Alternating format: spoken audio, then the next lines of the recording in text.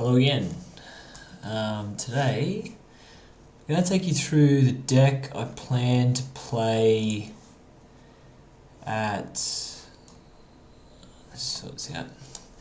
The deck I'm planning to play at Games Day this weekend. It's a deck I've played before, been playing for a while. It's the Jeskai Flash deck. I've made some changes. So firstly, to the mana base, I dropped the 26th land. The playset Anticipate does a lot of heavy lifting in this deck. You quite often will hit your land drops, no problem. You've got the Anticipates to smooth the draws, you've got your Glimmer of Genius to smooth the draws. Getting to that 6th land hasn't been a problem. I did want an extra white source to go up to 12, so I've added a Prairie Stream over one basic island. It doesn't have a high percentage chance of coming in untapped. It's probably going to be tapped most of the time, but I'm still happy to have just the extra white source, even if it is early game tapped.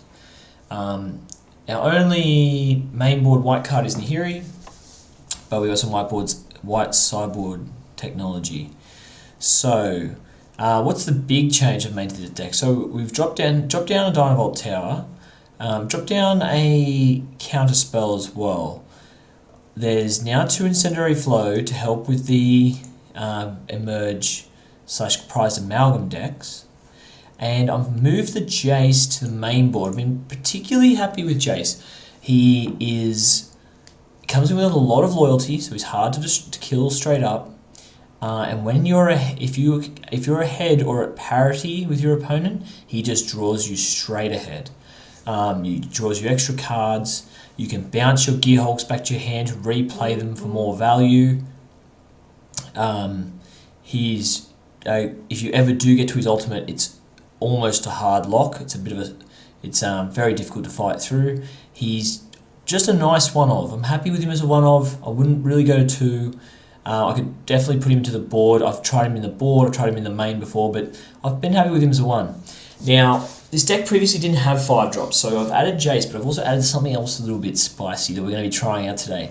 And it's 1 copy of, how do I pronounce this card? Metallurgic Summonings. So this is in place of the 4th Dynavolt Tower. This is my 4th Spells Matters kind of card.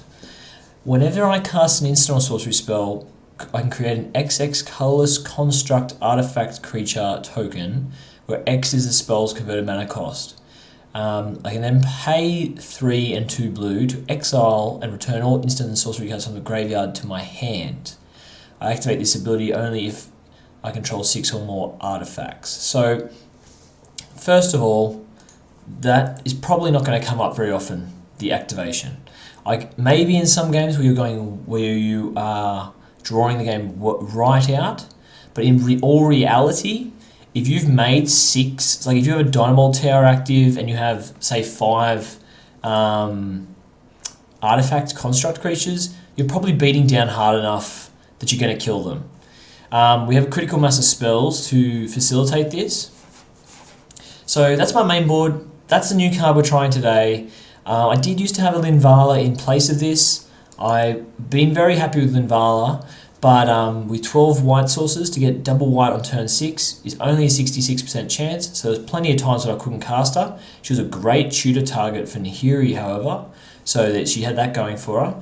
But she did raise the curve a bit, and I do kind of like the... I like adding the 5 drops just to give us a bit of a nicer curve here. So, onto the sideboard. What am I doing for side? We've got Double Blessed Alliance. This just makes the green-red matchup a little bit better. The green-red Pummeler deck, which is a little bit popular online. It's not so popular in real life. It didn't put up amazing results at the Pro Tour, so you probably won't play it in real life. But the deck's cheap, it's aggressive, and most importantly, it's fun. So you're going to come up against it online a lot. I've played it myself, and it is very fun. It is and very cheap to buy. Well, it was when I was making this video. There's every chance it's gone up now. If you're in real life, you could probably trim one of these. You could probably just play 1. I'm playing 2 just because of the online game.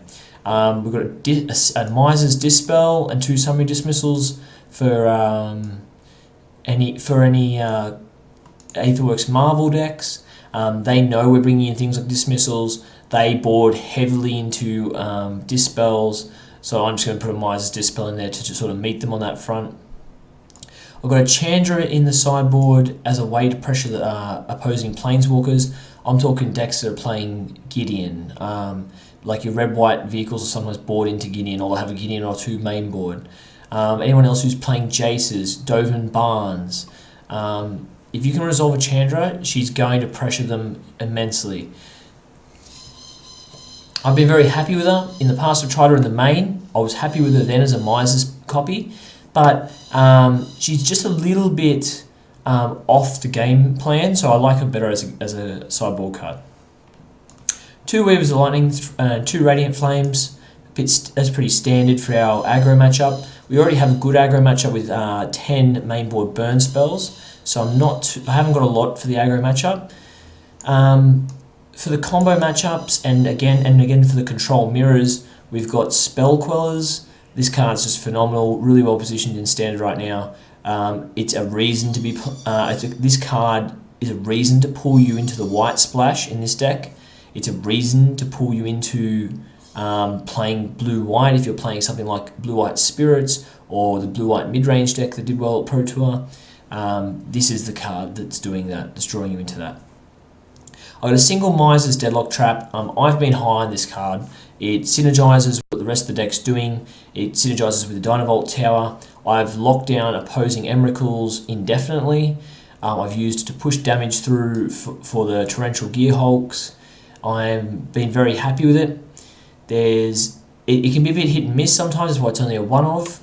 I can definitely see this being something else like a Wrath. The reason I'm not really high on the hard Wraths, even though we do have access to that in white. Firstly, if you're relying on hitting your Wraths on curve, we haven't got much white sources to be doing that, so I wouldn't be counting on that as an efficient play. Secondly, Wrath doesn't play well with Spell Queller. I really like Spell Queller, and I don't want to kill my own. So that's the Spell Queller is the main reason we've added that extra white source. Just getting the single white by turn 3 is pretty important in the post-board games for control. Besides that, I'm going to run this through a 5-round standard event, see how we go. Might do pretty well. Hopefully we get to summon lots of metallic constructs on people. See you there.